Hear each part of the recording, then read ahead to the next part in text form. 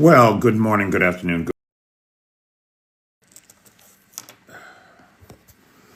Good morning, good afternoon, good evening, whoever you are, wherever you are, whenever it is for you. For me, it is just past midnight on Wednesday, January 15th, which makes this the news for Tuesday, January 14th, 2025, day 1056 of Vladimir Putin's war of aggression against the people of Ukraine. Hey, Chef Deb. Hey, Lars. Peeps are coming in. Hey, Bjorn. How's everybody doing this evening? Hey, Joe. Darlene. Hey, Mel. How's everybody doing tonight? Hey, Birdie. Arn, how you doing, pal?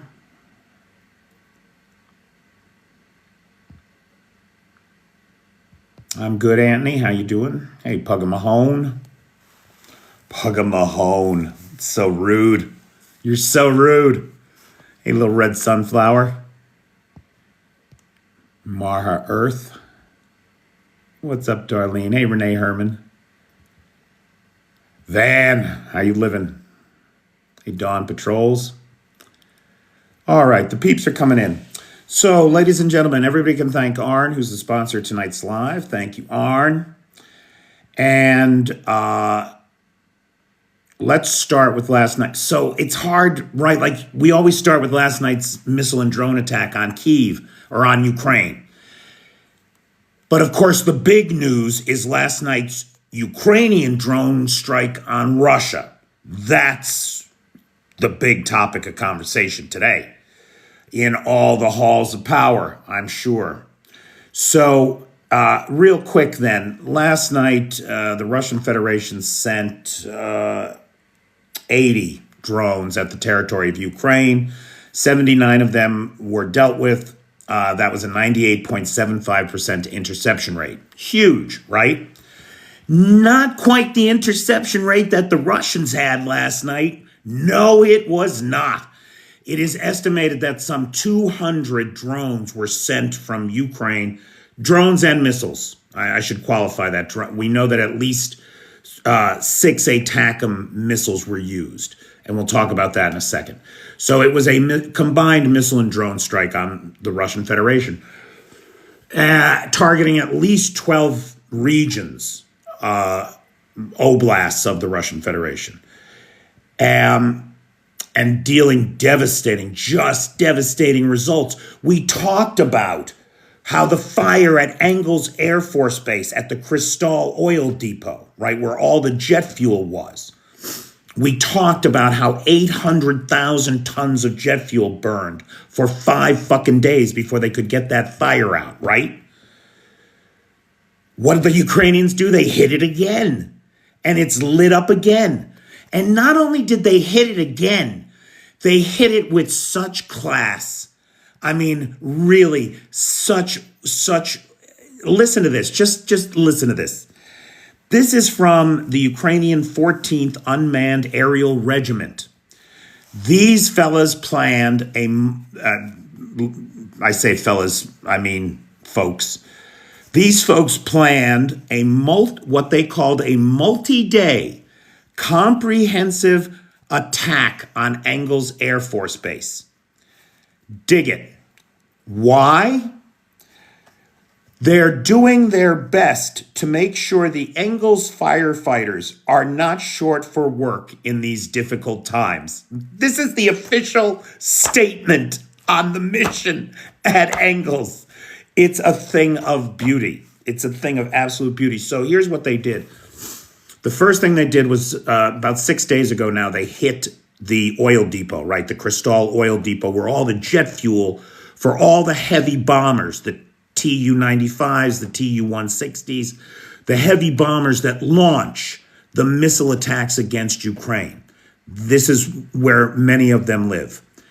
Now, you may be saying to yourself, well, wait, I thought all the heavy bombers got moved to Murmansk. All the Tu-22s got moved to Murmansk, as I understand it. And there's other heavy bombers there as well as Tu-95s, Tu-160s. But the bombing raids, while some are coming from Murmansk, they're principally coming from Engels.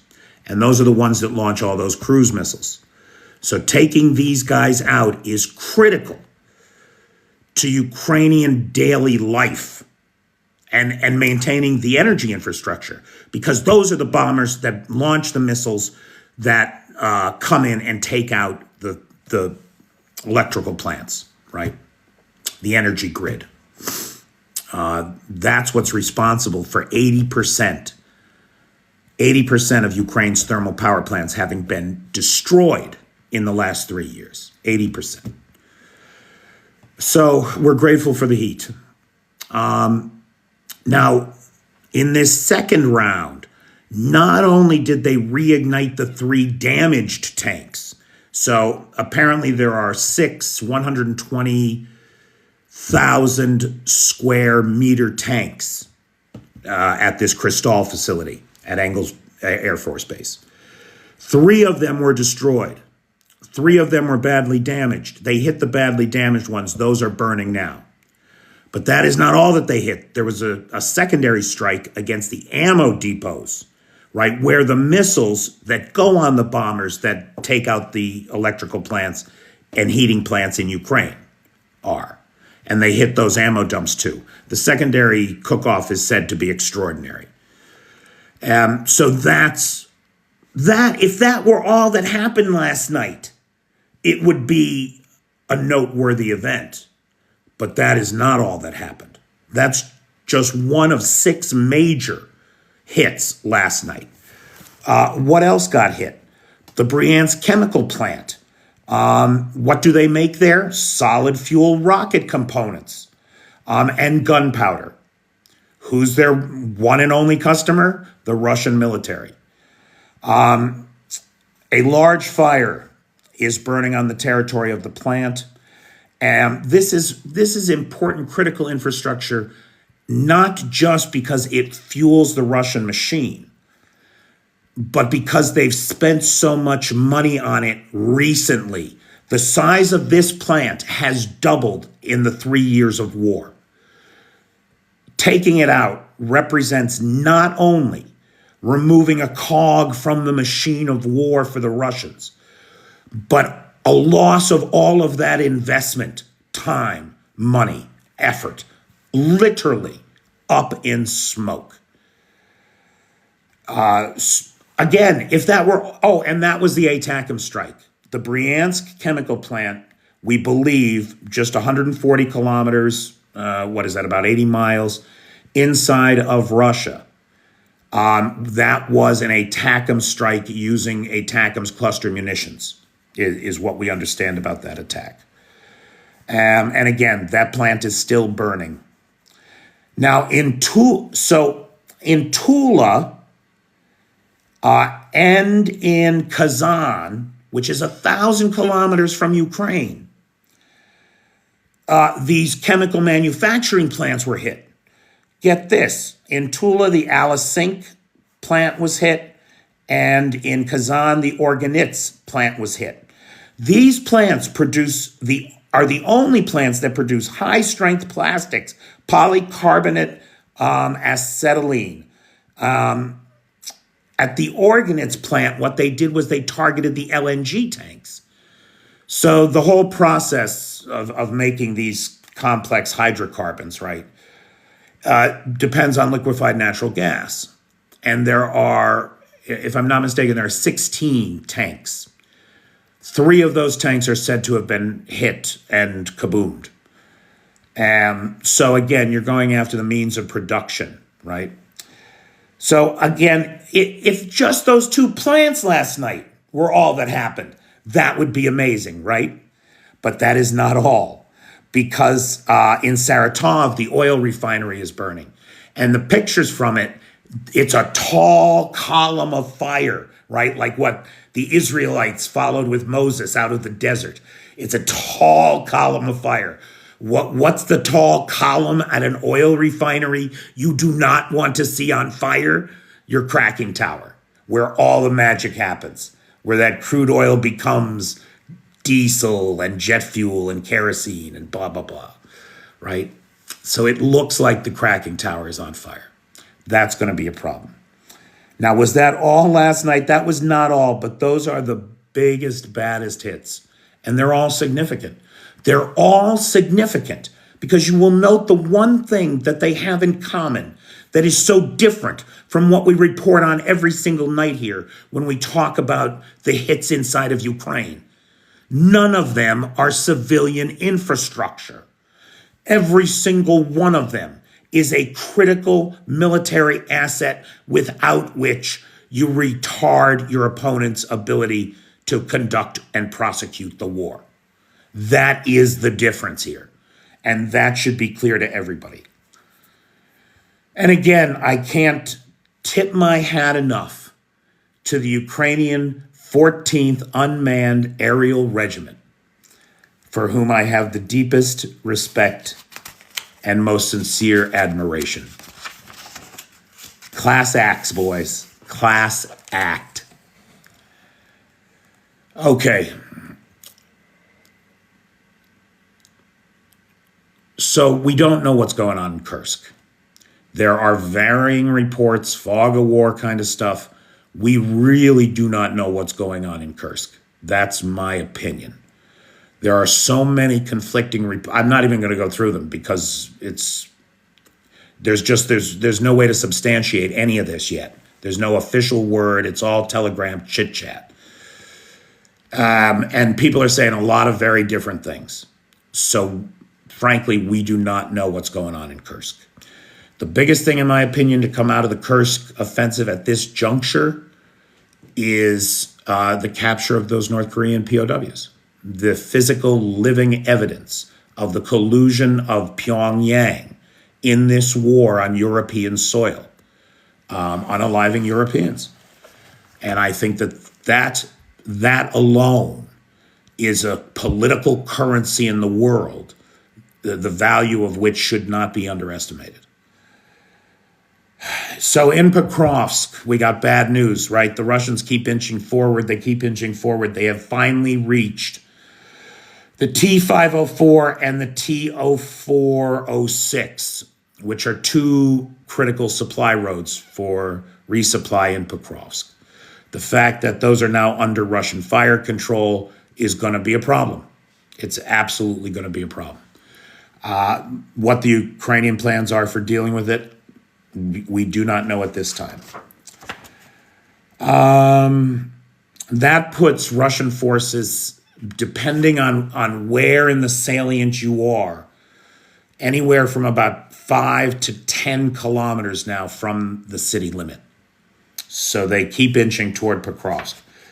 I feel like it's been 5 to 10 kilometers for freaking 6 months almost. But it's not looking good is the point. It is being reported that the 51st Combined Arms Army, elements of its 5th Motorized Rifle Brigade, were sent to Pokrovsk, the Eastern Front in Pokrovsk, after coming out of, they were moved out of Donetsk.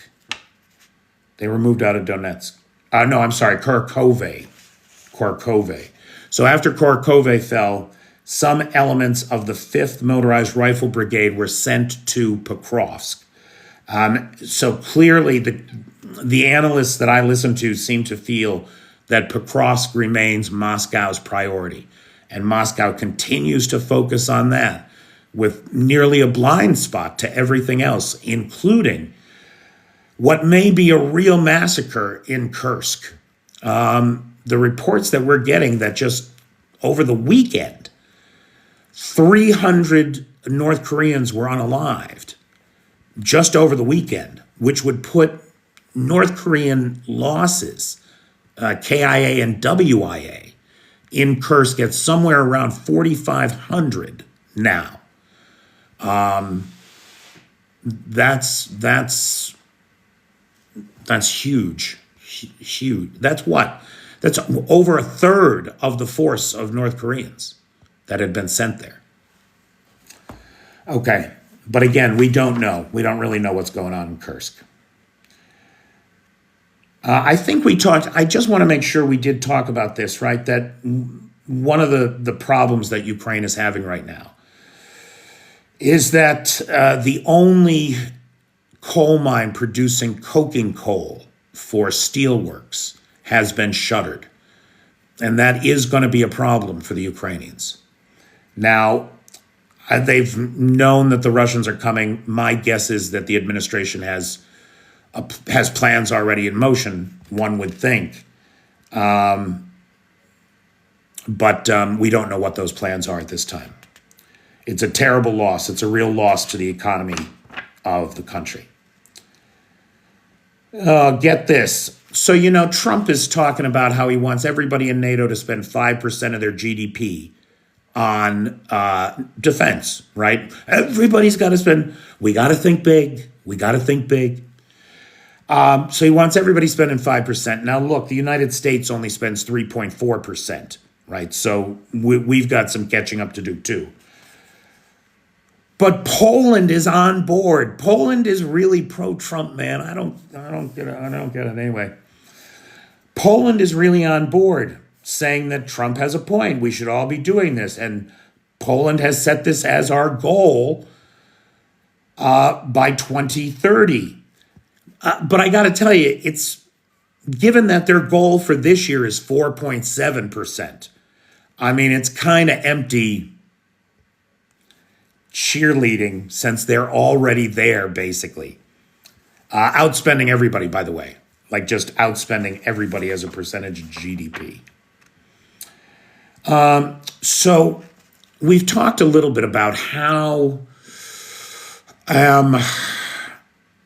Putin's cable sabotage in the Baltic Sea has backfired, right? Like everything this guy does. Boomerang diplomacy. Every time he throws it out, it comes right back and smacks him in the face like a goddamn Looney Tune coyote, Wile E. Coyote. And this is true of his shenanigans in the Baltic, cutting cables. So not only did we talk about last night, if I'm not mistaken, last night, we talked about the Joint Expeditionary Force, right? The UK, the Netherlands, all the Baltic states, and all the Scandinavian states, Nordic countries, pardon me. They have this like maritime security agreement, right? Like NATO on the water, let's call it. And they initiated basically a surveillance and patrol of the Baltic Sea for Baltic Sea security. Now, the Supreme Allied Commander for NATO has launched Operation Baltic Sentry to prevent undersea cable sabotage in NATO Lake. So the Supreme Allied Commander said that this would provide focused deterrence to counter destabilizing acts like what we have seen in the last few months. So now you got this coalition of Baltic, Nordic, and North Sea naval states patrolling the Baltic. You got NATO patrolling the Baltic. You think anybody's going to be able to drop anchor and pull any shit anytime soon in the Baltic, in NATO fucking lake? I don't think so. I think things are looking pretty good for NATO lake in the near term, now that the Swedes have commandeered the first of many vessels to be commandeered. On that subject, I'm just going to dream for a second, because you guys know, right? Like, what is life without dreams? And many of the things I say on here are stupid and fantastical and idiotic. And this is going to be one of the most stupid, fantastical, and idiotic things I have ever said. 65 of the Russian Shadow Fleet oil tankers loaded with fuel on their way to port dropped anchor when the U.S. sanctions list was announced and are just sitting there now because they will not be welcomed in any port. It's something ridiculous. It's something like 12 million tons of oil and oil products, billions of dollars worth, right? Just sitting on the high seas, waiting for pirates to come along. And I thought, gee, Ukraine, wouldn't you like to be a pirate? Ukraine would make great pirates. I can totally see some Ukrainian pirates going out there and snagging some of these ships. But gosh darn it, the Ukrainians, they don't really have much of a navy. And even if they did, they wouldn't be able to leave the Black Sea without being able to get back in, right? Montreux Convention. Oh, but wait, hold on. Wait a second. Wait, didn't the Ukrainians order 2 fast frigates from the Turks about, 7 years ago?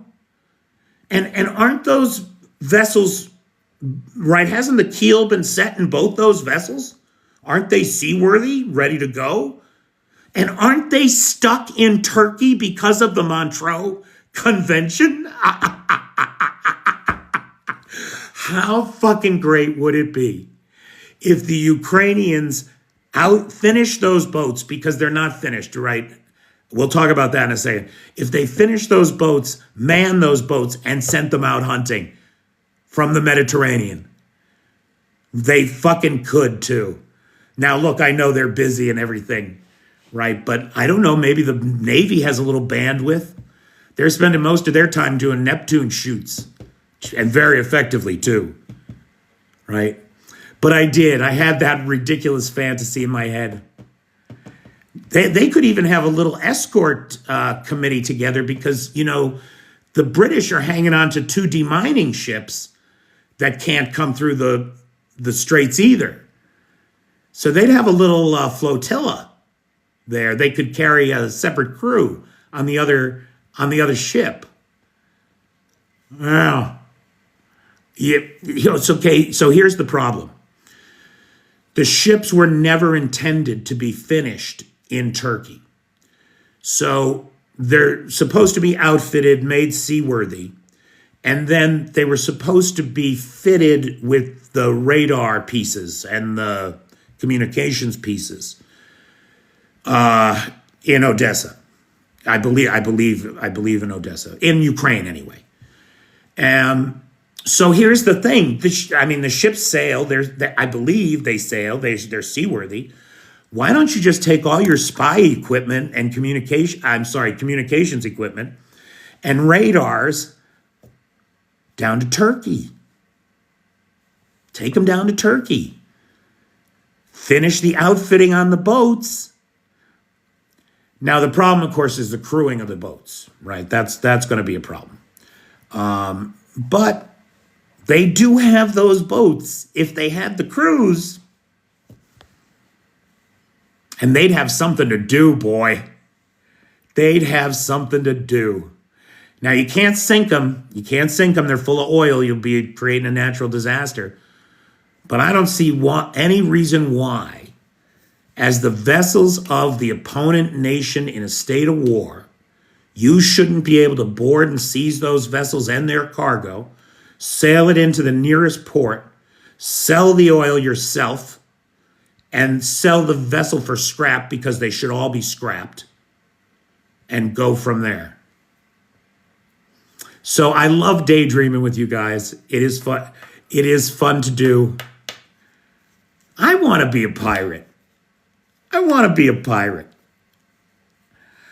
All right, so let me send out a big thanks to Arn, who is the sponsor of tonight's live. Also to the moderator team, best moderator team on the Tickety Talk.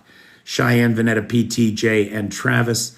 Thank you to Lars, who has the Discord server, and to Nightshade, who has the Peter's Peeps group on the Book of Faces, where we post these lives after they're live.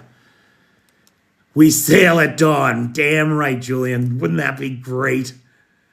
Sail right into the setting sun through the Straits of Gibraltar.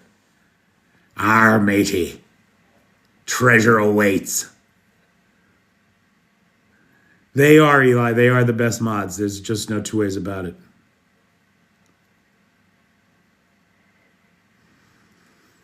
I mean, these ships carry a lot of oil. Like they carry like, I don't know, like some of the big ones, like 500,000 tons of oil. Holy shit. I mean, how much, like if you sailed that into port at a discount, what would you get for it? Oh, I wonder. Now, see, you wouldn't even, just tell the Russians, hey, no, don't tell them that. Definitely don't tell them that. But if the West keeps quibbling over that 300 billion, you could probably make it up pretty easy. Just ringing in the Shadow Fleet. Those frigates, they're supposed to be nice. Social Security money. It'd be good Social Security money. Oh, that's great. Fire sale on oil. 750 million, give or take.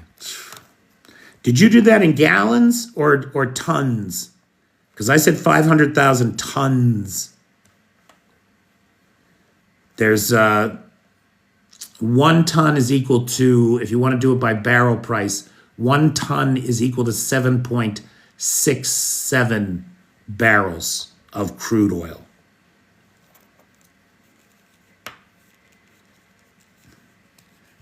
Do you have any personal needs, Maddie? Questions, comments, points of observation, or personal need? Anything from anybody about anything? I'm pretty sure, Bobby, it's 7.67, isn't it? Can somebody look that up for me? Maybe clarify that? Because that makes a big difference when you're talking about ships that can carry 500,000 barrels.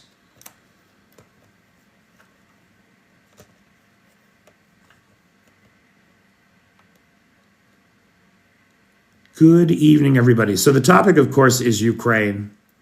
We were talking about the extraordinary, massive missile and drone strike last night against the territory of the Russian Federation, which I would point out, too, I didn't mention this before, 7.47, pardon me, 7.47, 7.46. Okay, thank you, gentlemen.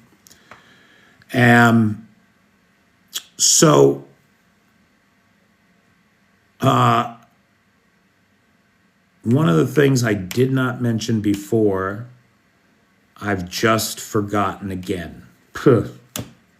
It's a drag getting old, man. It really is. Right, hardly, it is an appealing dream, isn't it? I do have the most ridiculous thoughts. But I did think because I remember, what's her name? I apologize. I never remember her name. The president's wife, Mrs. Zelensky. Mrs. Zelensky is enough. Mrs. Zelensky went to Turkey to attend the keel setting ceremony on the second ship. Maybe, I don't know, 6-7 months ago? I'm sure. Olena, thank you. Oh, isn't that awful? Oh, Sergey, that was a great photograph of your, is it your cousin, I think you said? Out in Avdiivka. It is a pretty name. I don't know why I can't remember it. Senior moments. My life has become a senior moment, Adele. Every waking moment. Hey, Tom Gottland. So I believe that this is my opinion. And that's all I can offer on this subject because there's no official word on it, right? But as I understand it, the thing about the Kerch Bridge is that it is so badly damaged that it has been rendered effectively worthless. As I understand it, 95% of the military cargo and personnel that used to transit the bridge no longer can. No heavy trucks, no heavy equipment, certainly no tanks, no armored vehicle, nothing, just light civilian cars can transit the one lane that is still open 3 hours in one direction, 3 hours in the other, every day. Like, that's it. And as far as the rail goes, the rail can't handle heavy fuel cars. It can't handle heavy military. It can only handle light passenger rail. That's it. So its military usefulness, it has virtually none. It's effectively a weapon that's been rendered ineffective, right? Think about it that way. Leaving it up, you know what the Russians are doing? They're trying to protect it. They're even trying to repair it.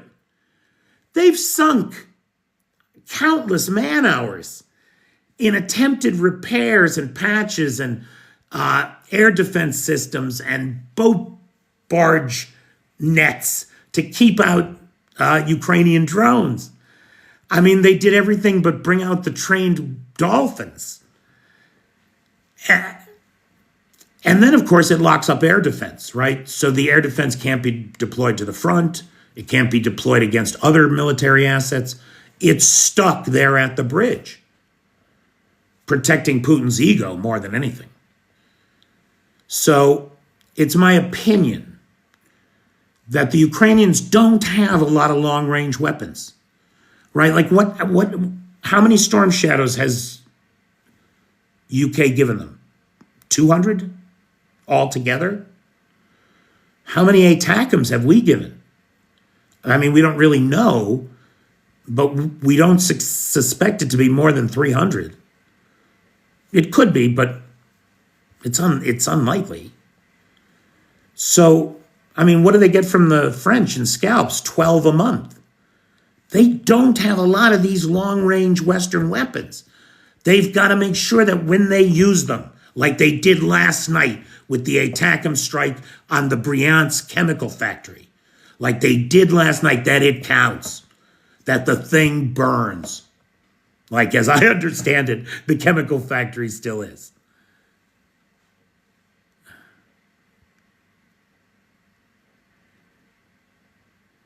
Bobby, sure, of course, different grades of oil from different places have different specific gravities. So you're going to get a difference in the barrel. Okay, that makes sense.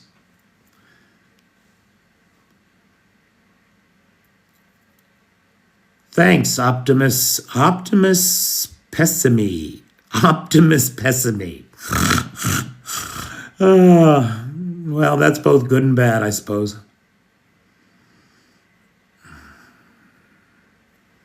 They are not the weapons because fake pros. Is Tony Takiri here? Hey, Tony Takiri. I met some people from Finland tonight. They were not enjoyable like you are.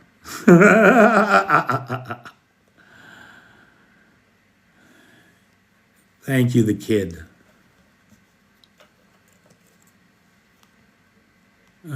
So what else is going on, guys? Anything? You gave some picks today. Picks of what, Joe? Pork roll, egg, and cheese. Dude, did I tell you about the chicken parmesan? You know, one of the things that I really miss from the United States is American-style chicken parmesan. And so I decided to make myself some. I had not had chicken parmesan for 2 years. And I was so happy to make myself some chicken parmesan. And it was so good. I really, really enjoyed it. I mean, it was so good. I'm going back to the store tomorrow. I'm going to get some more ingredients and make some more chicken parmesan. Can countries do safety inspections of the ships off their coast? So, Fitz, this is an area that I really don't know anything about, right? I want to be very clear about that. This is definitely not my area.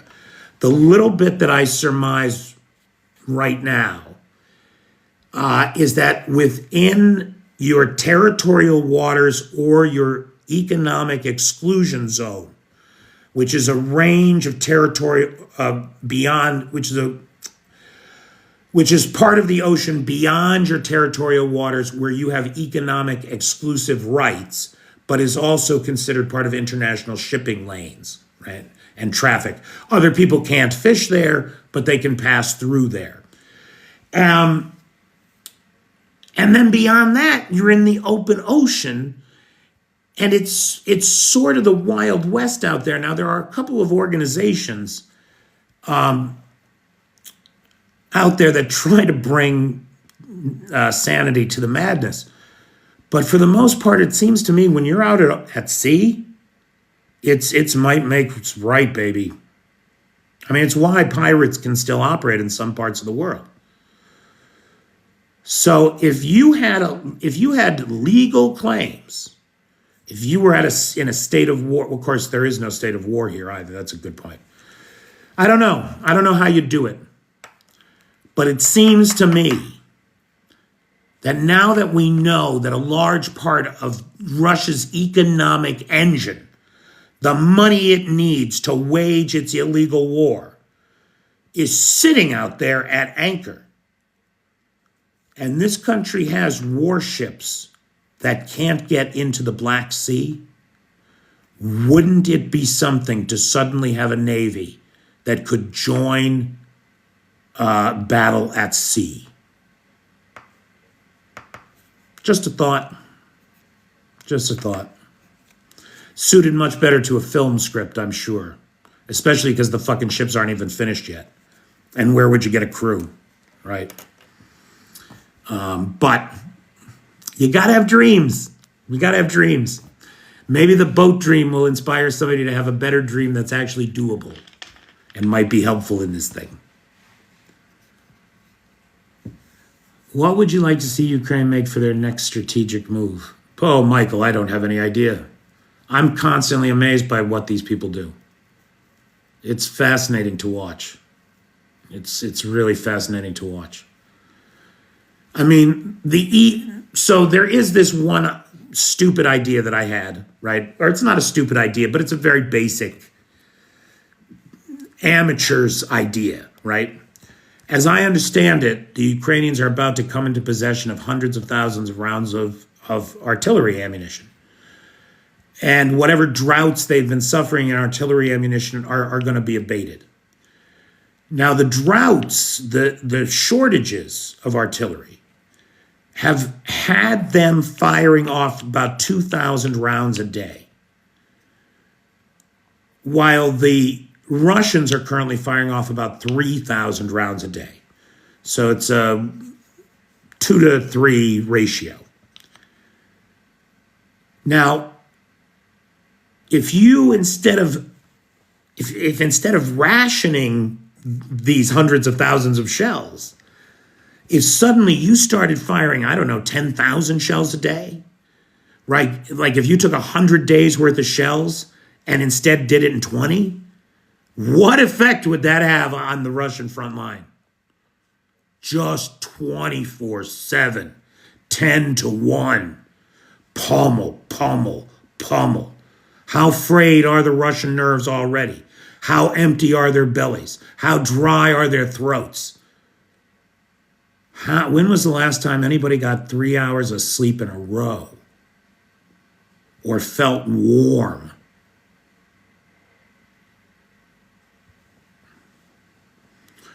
Why do I think Ukraine is doing so well against Russia? Because Ukraine, as far as I can tell, and of course it's a very difficult thing. And again, I'm an amateur, right? But from what I see every single day around this place is that Ukraine's very much got a bottom-up approach to the world.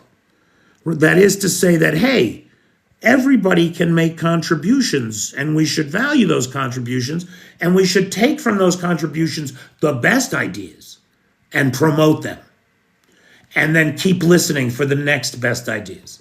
And we should empower people to execute their ideas. That's a very,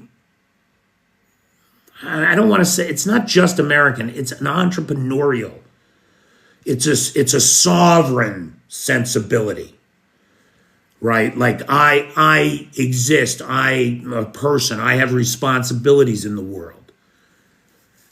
And as far as I can tell, and of course it's very subjective, I don't say that it isn't, but from everything that I see and read and hear, the other side has this top-down approach where only the dear leader is right, and no one can say anything else. Of course you're not going to get the best ideas.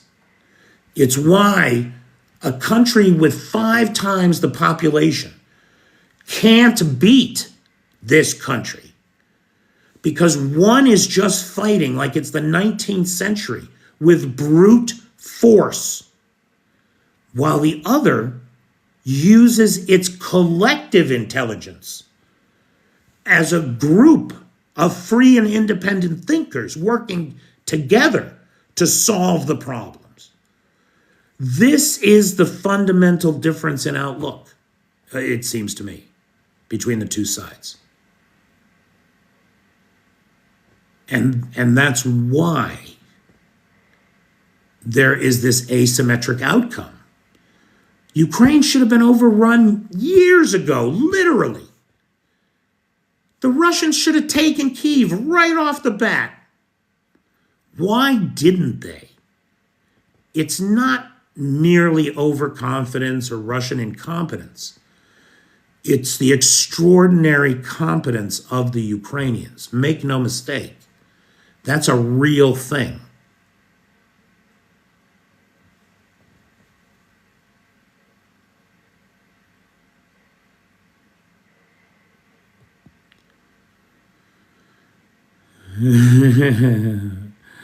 Fico invited Zelensky to Slovakia and told what train he should use. Sounds like a setup. So yeah, Fico invited Zelensky to Slovakia after running his mouth about Ukraine, right? Literally running to the Kremlin, to Putin, to complain to Daddy about the bad neighbor next door, Ukraine. And Vlad, what will we do about it? Please, let me... Anyway, so after all his bullshit, and his threats against Ukrainian refugees inside of Slovakia, let's not forget that class move. He invites Zelensky to Slovakia to talk about transit and gas. And Zelensky is like, I'm in Kyiv, come on Friday if you want. And that was his whole response. I thought it was funny.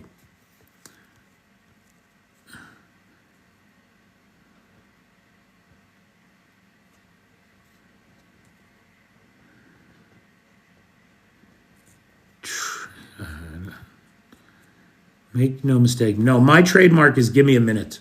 Give me a minute. That's my trademark. Give me a minute. Guys, I don't know if I'm just exhausted or if really there's not that much going on tonight. Last night's missile and drone strike against Russia is an extraordinary achievement that should not be ignored.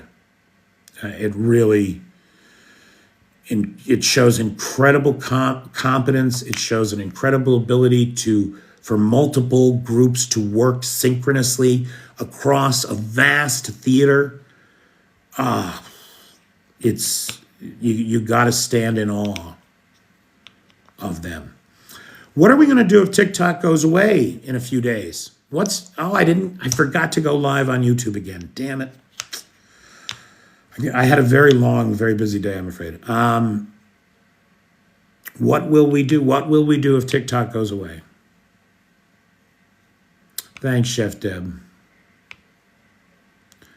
Good night, Bobby. Tube of views.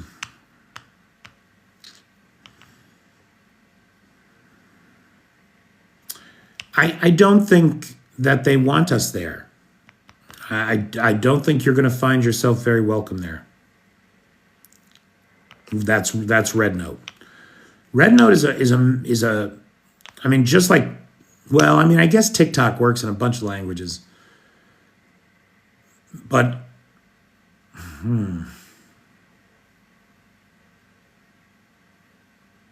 I don't know. I'm not sure that the Mandarin-speaking world wants a bunch of Americans in there talking about fighting Russia. I don't think that that's going to be a place where I'm welcome. So I don't know.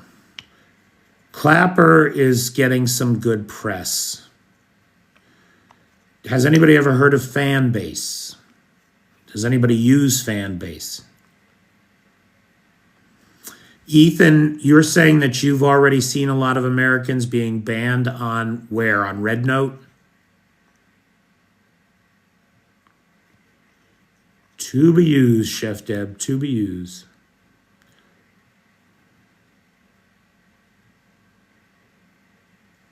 I forget, what was it about Neptune that I didn't like? There was something about Neptune that I didn't like. Maybe, is it not available in Europe? It's only available in the US? Those guys are busy. Cyberdoc and Jason are busy, man. Ethan remote, yeah. Oh, Red Note, yes, Red Note. Okay, yeah. So Ethan, you're confirming what I would imagine is happening over there.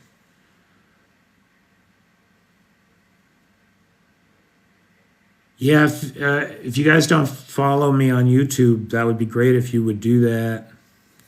That'd be great if you could follow me on YouTube. Peace. Peace out. Lots of bads on Red Note. Up.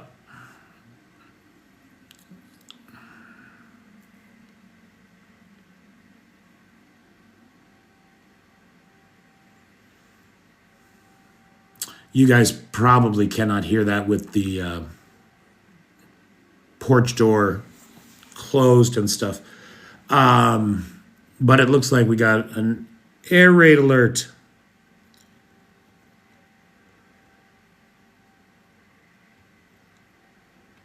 Can you hear it? Yeah.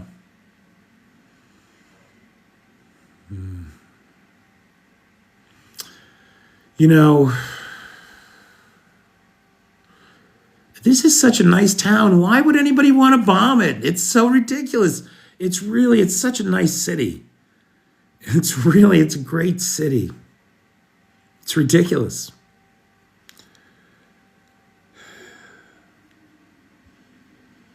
You know, honestly, Titch, I don't know. Like, I mean, I'll tell you this much. I'll tell you this much. I guarantee you, I will continue to produce content every day, or at least Monday through Friday, on my Patreon. So even if you don't have, even if you're not in a position to support or whatever, get a free Patreon account, if you would please. And then whatever it is I do end up doing, you will know it from there.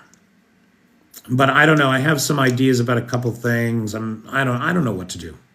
I don't know. We'll see. We'll see what happens. I can go live on Patreon, I think, yeah. No, Fitz, there's no. Laughter the Best Medicine is always the last Saturday of the month. Yeah, Aiden, I saw that legislation from, what's his name, Markey in the Senate. So we'll see what happens there, too. Fitz, what did I want to say to you? You just said something. Oh, Laughter's Best Medicine. No, dude. What's this weekend? And this is kind of exciting. So one of the reasons I had a long day was because tonight was open mic at Underground Comedy Club, and I was your host. And it was a really great night. But this Saturday is like not an open mic, but like a real comedy show with like real comedians. Like two of the comedians are like professional Ukrainian stand-up guys who make their livings as comedians. And then the other three are the same way. They get paid to do comedy in Ukraine, right? In Ukrainian. Then there's me. That's the lineup. So this is my first like professional show, my first like 20-minute set coming up. And they film them and there's a YouTube. And they'll post it on YouTube and I'll get the link out to people, I guess, or whatever after.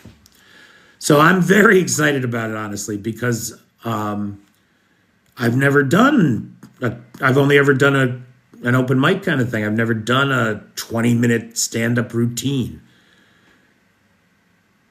The joke is not on me. The joke is me. I am the joke. Cuckoo-choo, Mr. Puggamahone. I am the joke.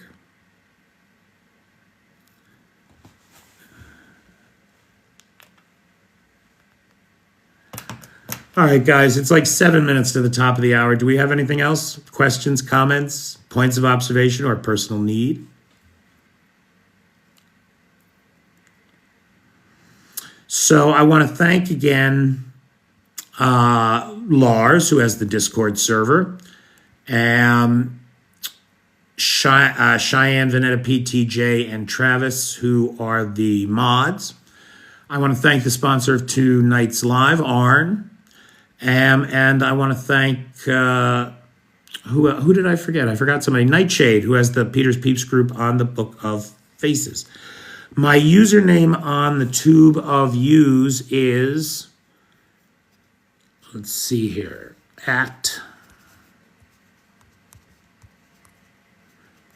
sorry, it's a terrible name. I know. What are you going to do?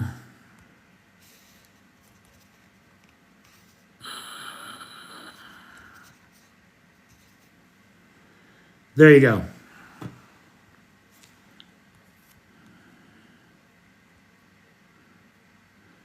The World Economic Forum is what's happening. And what is happening at the World Economic Forum this year?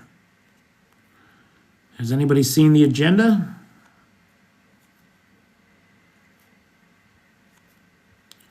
I have not.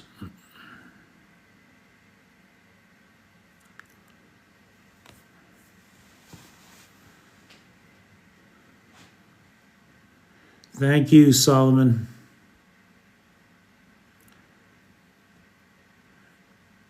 Guy doesn't even know his own name. What? What are you talking about?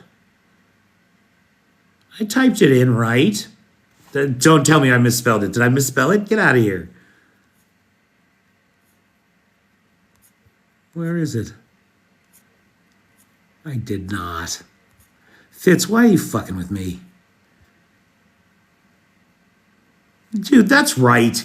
Why are you messing with me, dude? Right, Richard? You're a funny fucker, dude. That's why we keep you around, you in Denver.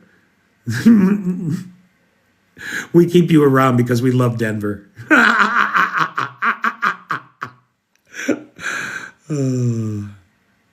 He did make me look, good bastard.